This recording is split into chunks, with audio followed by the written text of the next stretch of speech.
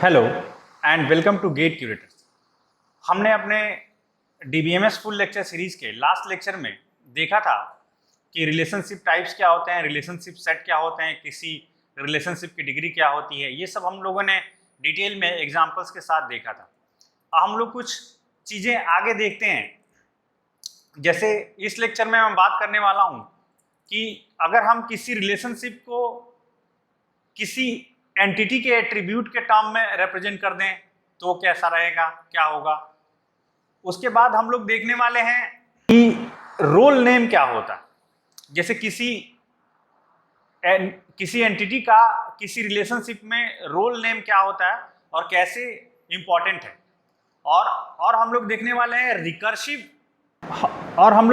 हैं recursive relationships, या उसको हम लोग बोलते हैं सेल्फ रेफरेंसिंग रिलेशनशिप। ये सारी चीजें देखने वाले हैं। उसके बाद हम लोग बाइनरी रिलेशनशिप पे कंस्टेंट क्या होते हैं, किस तरीके से, ये हम लोग इसका थोड़ा सा आइडिया लेंगे और कंस्टेंट्स को डिटेल में हम लोग नेक्स्ट लेक्चर में देखेंगे। तो आइए हम लोग ये आज का अपना ये लेक्चर स्टार्ट करते हैं। इस लेक्चर में हम लोग सबसे पहले देखते हैं relationship as attributes. Relationship as attributes, जैसे अगर आपको याद है कि लास्ट लेक्चर में हमने बोला था कि एक वर्क्स फॉर रिलेशनशिप बताया था। सपोज करिए ये एम्प्लॉय एंटिटी है और हमने ऐसा करके नाम दिया था वर्क्स फॉर, और एम्प्लॉय वर्क्स फॉर डिपार्टमेंट।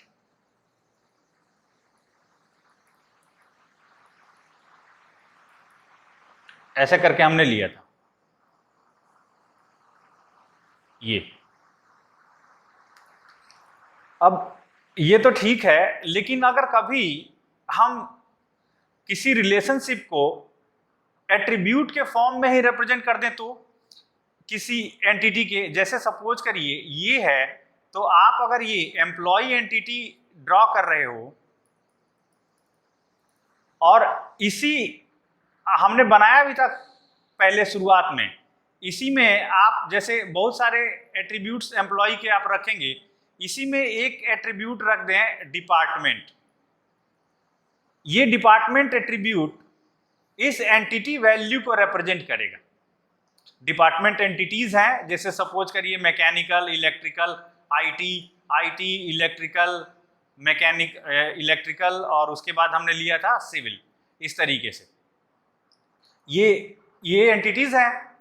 अब यहाँ पे अगर किसी एम्प्लॉय के नाम के साथ अगर उसके एट्रीब्यूट में लिखा है आईटी, इसका मतलब ये हुआ कि ये एंटिटी टाइप इस एंटिटी टाइप के एट्रीब्यूट की तरह काम कर रहा है और इस वर्क्स फॉर रिलेशन को शो कर रहा है।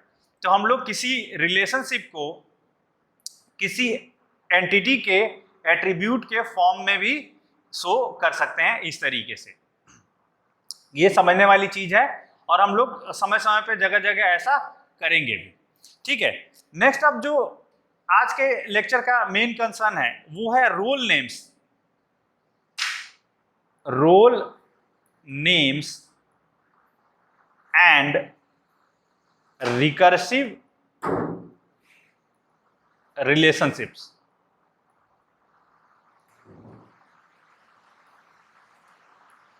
चलिए, अच्छा, रोल नेम क्या होता है देखते हैं। किसी रिलेशनशिप में पार्टिसिपेट करने वाले, सपोज करिए ये कोई रिलेशनशिप बनाया इसमें हमने और इसमें बहुत सारी एंटिटीज पार्टिसिपेट कर रही हैं। इस तरीके से बहुत सारी एंटिटीज हैं, तो हर पार्टिसिपेटिंग एंटिटी कोई ना कोई रोल प्ले करती है रिलेशनशिप में। सपोज करिए अगर हम ये पिछला वाला एग्जांपल लें, ये वाला एम्प्लॉय वर्क्स फॉर डिपार्टमेंट, तो इस रिलेशनशिप में एम्प्लॉय का रोल जो है role of employ is employ. या अगर आपको नहीं समझ में आया तो ऐसे समझिए कि एम्प्लॉय का रोल है वर्कर की तरह, कि एम्प्लॉय वर्क करेगा। उसी तरीके से डिपार्टमेंट भी रोल प्ले करता है, डिपार्टमेंट भी रोल प्ले करता है। डिपार्टमेंट किसका रोल प्ले करता है? या तो डिपार्टमेंट का या एम्प्लॉयर का। डिपार्टमेंट जो है, डिपार्टमेंट है या एम्प्लॉयर है, यानी कि इस रिलेशनशिप में पार्टिसिपेट करने वाली दो एंटिटीज हैं और इन दोनों का अगर n एंटिटीज होंगी तो n एंटिटीज का अपना कुछ ना कुछ रोल होगा। तो इसमें समस्या क्या है, इसको हम लोग क्यों पढ़ ही रहे हैं कि जब भाई हर एंटिटी का कुछ ना कुछ रोल होगा ही। एक्चुअली अभी तो ठीक है, इस रिलेशनशिप में जो दो एंटिटीज पार्टिसिपेट कर रही हैं, एक एम्प्लॉय और दूसरी डिपार्टमेंट, दोनों डिस्टिंक्ट एंटिटी हैं, तो दोनों का अलग अलग रोल डिफाइंड है, समझ में आ रहा है। कभी ऐसा भी हो सकता है कि किसी टाइम किसी रिलेशनशिप में एक ही एंटिटी दो बार पार्टिसिपेट कर रही है, तो वहां पे रोल नेम बड़ा इंपॉर्टेंट हो जाता है। और ऐसे रिलेशनशिप को हम लोग बोलते हैं रिकर्सिव रिलेशनशिप। अब जरा रिकर्सिव रिलेशनशिप को पहले देख लें। रिकर्सिव जहां कहीं पे बात होती है,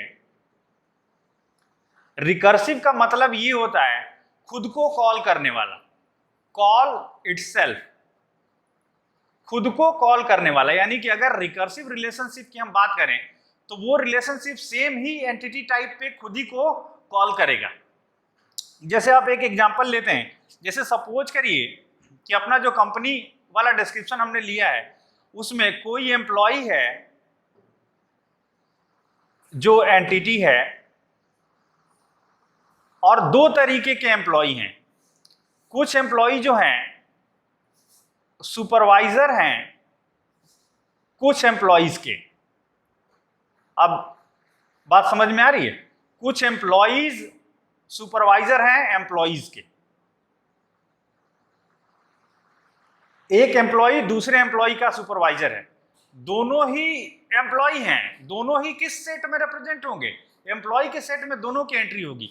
लेकिन कभी जब हम किसी को लेंगे तो वो सुपरवाइजर होगा और कभी किसी को लेंगे तो वो सुपरवाइजी या सबऑर्डिनेट, अगर कॉम्प्लेक्स हो रहा है तो ऐसा समझिए सबऑर्डिनेट। तो इस सिचुएशन में अब हमको रोल नेम बताना पड़ेगा। रोल नेम बताना पड़ेगा। रोल नेम बताने का मतलब ये है कि कब सुपरवाइजर है और कब सुपरवाइजी है, ये हमको बताना पड़ेगा अगर रिलेशनशिप में कहीं आ रहा है तो। और इस तरीके से एक ही एंटिटी टाइप पे अगर बार बार हो रहा हो, बार बार कॉल हो रहा है टाइप को, तो उसको हम लोग बोलते हैं रिकर्सिव रिलेशनशिप या सेल्फ रेफरेंसिंग भी बोलते हैं इसको। रिकर्सिव और सेल्फ रेफरेंसिंग मतलब अपने आप को ही, खुद ही को वो एंटिटी टाइप उस रिलेशनशिप से कन्वर्ट कर रहा है, उसको बोलते हैं हम लोग सेल्फ रेफरेंसिंग। तो आइए हम लोग एक इसी एग्जांपल से समझते हैं जरा कि जो एम्प्लॉय वाला है कि किस तरीके से सुपरवाइज कर रहा है। जैसे सपोज करिए कि कोई एम्प्लॉय एंटिटी टाइप है,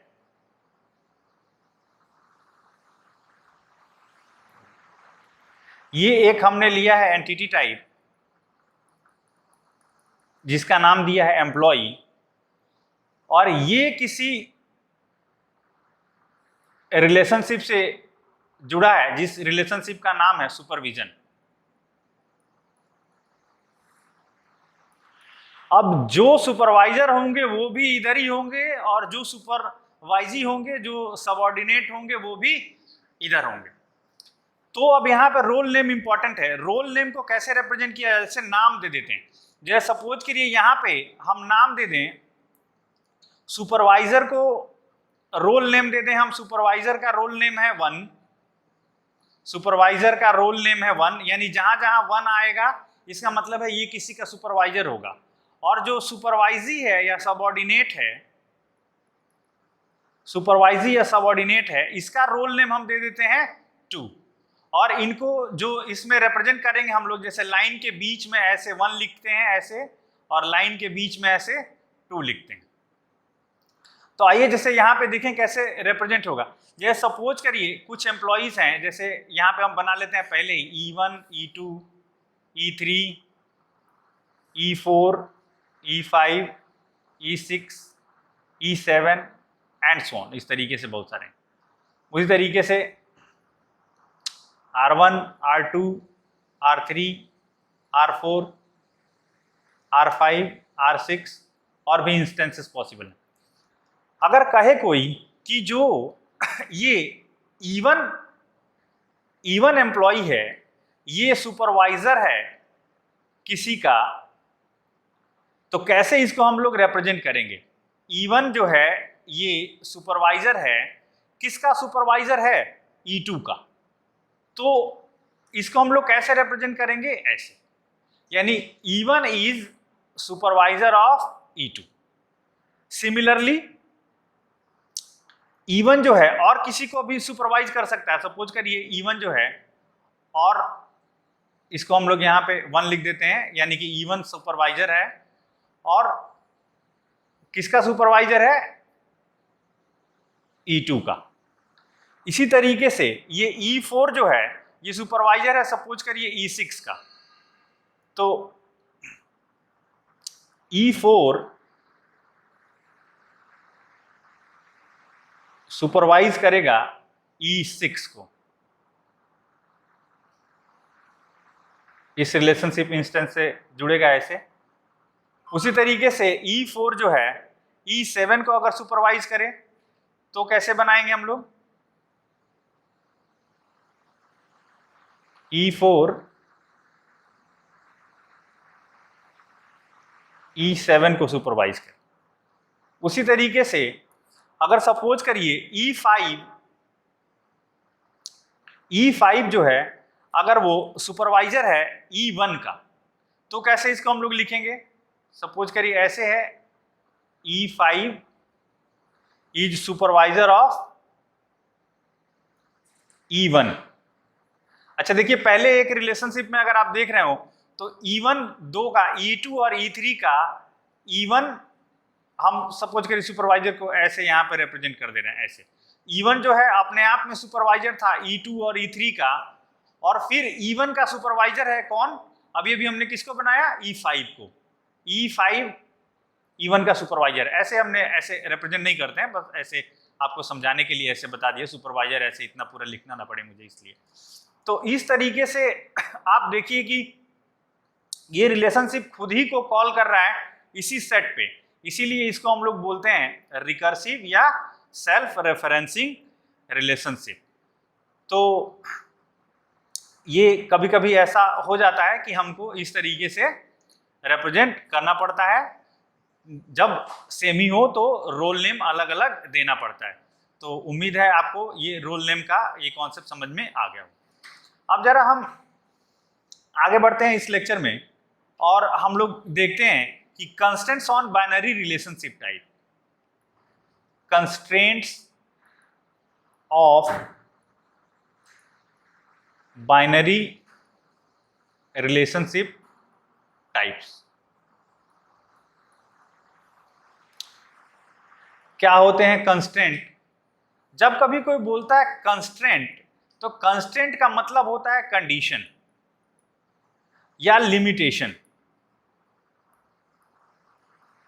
यानी कि आप किसी पे कोई कंडीशन लगा दो कि ऐसे नहीं ऐसे, वैसे नहीं वैसे, या कुछ लिमिटेशन लगा दोगी कि इतने ही तक में इसी तरीके से।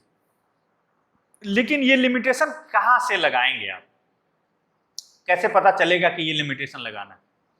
एक्चुअली जो मिनी वर्ल्ड डिस्क्रिप्शन दिया रहता है, मिनी वर्ल्ड डिस्क्रिप्शन जिसको हम लोग, जिसके लिए डेटाबेस बना रहे हैं जिस डिस्क्रिप्शन के लिए, तो उस मिनी वर्ल्ड डिस्क्रिप्शन में जो चीजें दी रहती हैं उसके बेसिस पे हम लोग कंस्टेंट लगाते हैं बाइनरी रिलेशनशिप पे।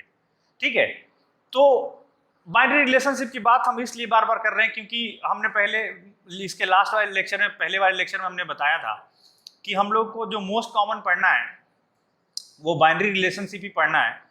तो हम लोग बाइनरी रिलेशनशिप पे, तो जो दो सबसे कॉमन हैं जो बाइनरी रिलेशनशिप में कंस्टेंट जो सबसे दो कॉमन यूज होते हैं वो है, एक तो कार्डिनलिटी रेशियो, कार्डिनलिटी रेशियो, और दूसरा है पार्टिसिपेशन।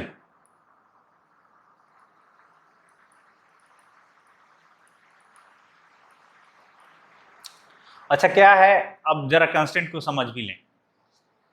जैसे सपोज करिए हमने कंस्टेंट ये लगाया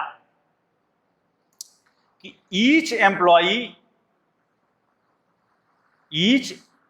employee work for at most one department. तो अब ये एक कंडीशन है कि हर एम्प्लॉई ज्यादा से ज्यादा एक ही डिपार्टमेंट के लिए काम करेगा, या एट मोस्ट अगर आपको कंफ्यूज कर रहा है तो इसको मैं ऐसा कर लूं एग्जैक्टली। हमको ये भी तो देखना है कि कोई ऐसा एम्प्लॉय नहीं रखना है जो किसी डिपार्टमेंट में नहीं है। इसकी क्या जरूरत है, बिना डिपार्टमेंट के एम्प्लॉय की क्या जरूरत है, कोई जरूरत नहीं है। कोई ना कोई डिपार्टमेंट में एम्प्लॉय जरूर होगा। तो हर एम्प्लॉय एक डिपार्टमेंट के लिए काम करे और एक ही डिपार्टमेंट के लिए काम करे, यानी कि कोई बिना डिपार्टमेंट का एम्प्लॉय भी नहीं होगा और एक से ज्यादा डिपार्टमेंट में काम भी नहीं करेगा। तो ये कंडीशन ही तो हम लगा रहे हैं। इसी तरीके से हम ऐसी कंडीशन लगा दें, एक दूसरी कंडीशन हो सकती है ईच एम्प्लॉय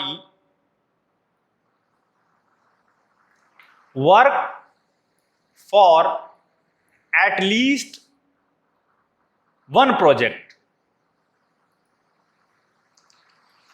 मतलब क्या है इसका, हर एम्प्लॉई कम से कम एक प्रोजेक्ट पे जरूर काम करे।